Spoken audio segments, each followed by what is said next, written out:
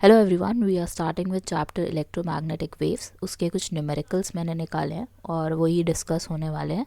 तो yes, start करते हैं फर्स्ट वाले से। So it says a plane electromagnetic wave of frequency 25 megahertz travels in free space along the x direction first of all, ठीक है। और उसके बाद यहाँ पे बोला है कि at a particular point in space and time E is 6.3 j cap V over metre.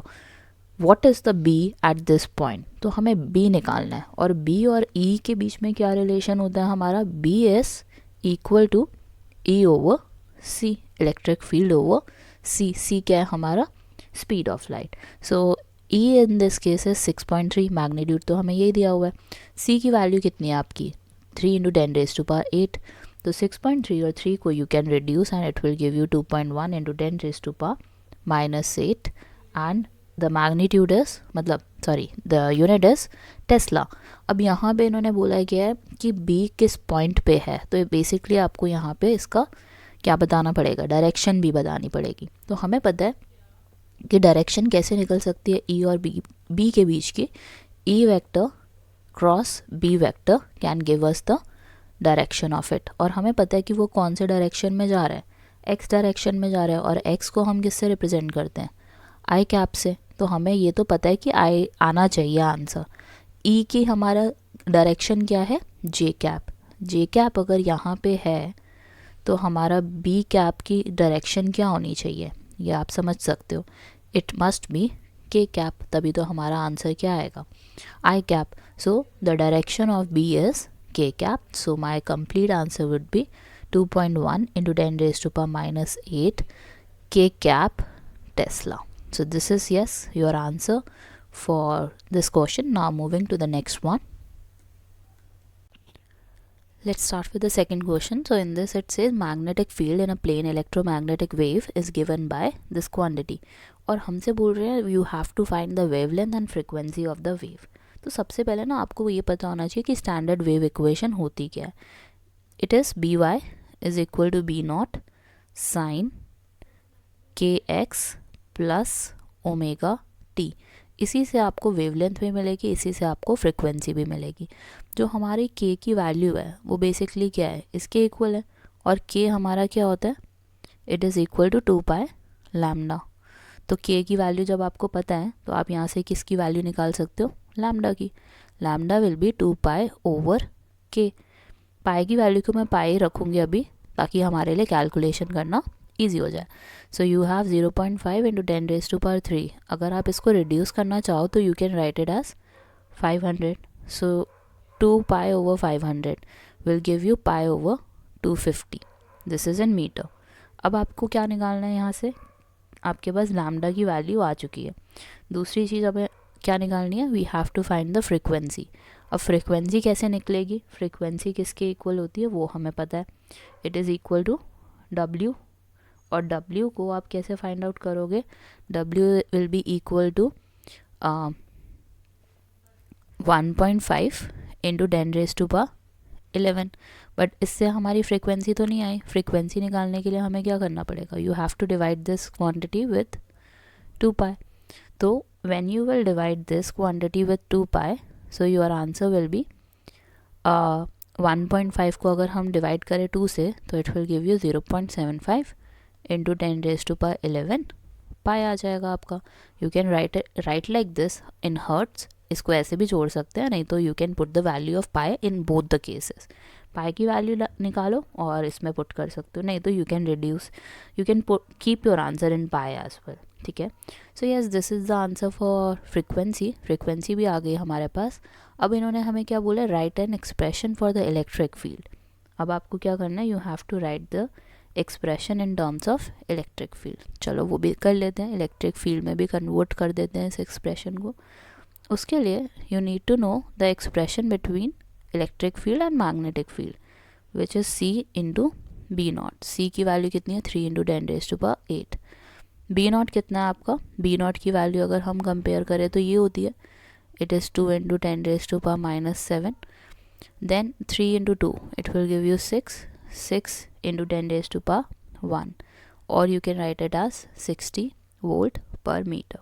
ये आ गई हमारी इलेक्ट्रिक फील्ड की वैल्यू। और इलेक्ट्रिक फील्ड को हम कैसे लिखते हैं, you can write it as 60, E not आ गया सबसे पहले, फिर ब्रैकेट में you have to write sign first, then mention the value of k as well. That will be same, this will be same, and this will be same as it is, 1.5 into 10 raised to power 11 t. So yes, this is the expression for the electric field. Now moving to the next one. Let's start with the next question. So it says light with an energy flux of 18 watt centimeter square falls on a non-reflecting surface at normal incidence. If the surface has an area of 20 centimeter square, find the average force exerted on the surface during a 30-minute time span. तो यहाँ पे ये जो information दी हुई है तीनों से relate करना है हमें और फाइंड आउट करना है कि कितना फोर्स एक्सर्ट होगा। तो सबसे पहले यहाँ पे हमें क्या बोला है कि एवरेज फोर्स निकालो। एवरेज फोर्स निकालने के लिए हमें चाहिए कि कितना मोमेंटम है, उससे पहले हमें ये चाहिए कि टोटल एनर्जी कितनी लग रही है। तो सबसे पहले तो आपको क्या निकालना है, that how much energy is being falling on the surface given to us, कितनी टोटल एनर्जी फॉल हो रही है। तो सबसे पहले फ्लक्स कितना है, 18 वाट सेंटीमीटर स्क्वायर। दूसरा एरिया कितना है, 20 सेंटीमीटर स्क्वायर। तीसरा टाइम स्पैन कितने का है, 30 मिनट्स। इसको सेकेंड्स में कन्वर्ट करो, so it will be 30 into 60 seconds. तो now you can multiply all of them and you can find your answer for it. तो आपको आंसर मिलेगा इसका about 6.48 into 10 raise to power 5 joules. तो ये इतनी एनर्जी हमारी ट्रांसफ़र हो रही है। अब यहाँ पे इन्होंने क्या बोला है कि टोटल मोमेंटम निकालो, एवरेज फोर्स निकालो। फोर्स निकालने के लिए आपको क्या चाहिए, उससे पहले मोमेंटम चाहिए, क्योंकि we know average force is equal to momentum over time. So सबसे पहले you have to find P, और पी कैसे निकलता है, यू ओवर सी। यू क्या है हमारा, total energy, energy over C होता है actually momentum. So 6.48 into 10 raise to power 5 divided by 3 into 10 raise to power 8। Now you can reduce the value, you can cancel out the values है। तो आपको यहाँ पे पहले तो मिल जाएगा 10 टू द पावर -3, 5 और 8 को मैंने सॉल्व कर दिया, माइनस में होगा। So then you have 6.48 divided by 3, it will give you 2.16 as the answer. So this is in kg meter per second. So this is your answer for momentum. Now we have to find the last part of it, which is force. और force किसके equal होता है हमारा, momentum over time. Momentum is basically 2.16 into 10 raise to power -3 and time in this case is 30, और 30 minutes दिया हुआ था ना, तो उसको हमें क्या करना पड़ेगा, सेकेंड्स में कन्वर्ट करना पड़ेगा। और सेकेंड्स में कन्वर्ट करोगे तो it will be 30 into 60. Now what you can do is you can divide the values and solve the following, and you will get your answer as 1.2 into 10 raised to power -6 Newton. So yes, this is the average force involved in this case. It will be exerted on the surface during a 30-minute time span. Now moving to the next one. Let's start with the next question. So it says calculate the electric and magnetic field produced by the radiation coming from a 100 watt bulb at a distance of 3 meters. Assume that the efficiency of the bulb is about 2.5% and it is a point source. तो इन्होंने बोला क्या है कि आपका जो bulb है वो पॉइंट सोर्स की तरह बिहेव कर रहा है।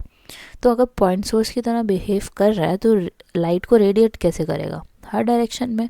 और अगर हर डायरेक्शन में रेडिएट कर रहा है, इसका मतलब I can consider it as a sphere की तरह हम मान सकते हैं कि सरफेस एरिया क्रिएट कर रहा है। तो हमारा एरिया कितना होता है surface area of sphere, it is 4πr²। तो यहाँ पे r हमारा कितना माना जाएगा, 3 मीटर तक कर रहा है ना, तो इसका मतलब r is 3 for you. So 4π which is 22/7, 3 square which is 9. So you will get answer as something about 113 meter square. मतलब अप्रॉक्सीमेट आंसर हमने यहाँ पे कंसिडर करना है, 113 मीटर स्क्वायर इट इज़। अब यहाँ पे you have to find basically electric field और मैग्नेटिक फील्ड, और वो इंटेंसिटी के बगैर नहीं निकल सकती। और इंटेंसिटी हमारा किसके इक्वल होता है, पावर ओवर एरिया। पावर आपको कितना दिया हुआ है 100, एरिया कितना दिया हुआ है 113, और लेकिन इन्होंने एक बात बोल दिया कि एफिशिएंसी बल्ब की कितनी है 2.5, तो मल्टीप्लाई कर दो पावर से 2.5%, 2.5% है ना, तो नीचे क्या आ जाएगा 100 डिवाइडेड बाय 100, 113 इंटू 100, 100 से 100 कैंसिल हो जाएगा आपका, और आपको वैल्यू कितनी मिल जाएगी, it is about 0.022 watt meter square. तो ये आपकी इंटेंसिटी आ गई। अब दूसरी चीज़, यहाँ पे जो इंटेंसिटी है वो आधी है इलेक्ट्रिक फील्ड की वजह से, आधी है मैग्नेटिक फील्ड की वजह से। तो half of intensity is equal to half of epsilon not ERMS square and one more thing which is C। और हाफ इंटेंसिटी का मतलब क्या है यहाँ पे, हाफ इंटू 0.022 यही होगा। अब यहाँ पे ERMS की वैल्यू हमें निकल सकती है हमारी आसानी से, हाफ से हाफ तो कैंसिल हो जाएगा, चलो बाकी we know all the values.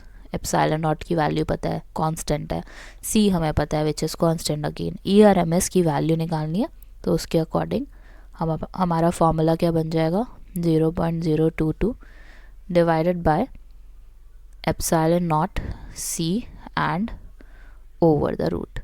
तो आपके पास यहाँ पे क्या आ जाएगा 0.022 divided by epsilon not which is 8.85 into 10 raised to power -12. C is 3 into 10 raised to power 8. अब solving this complete equation or the under root value, we are getting answer as 2.9 volt per meter. ये हमारा आ रहा है basically ERMS की value हमारी approximate 2.9 volt पर metre आई है।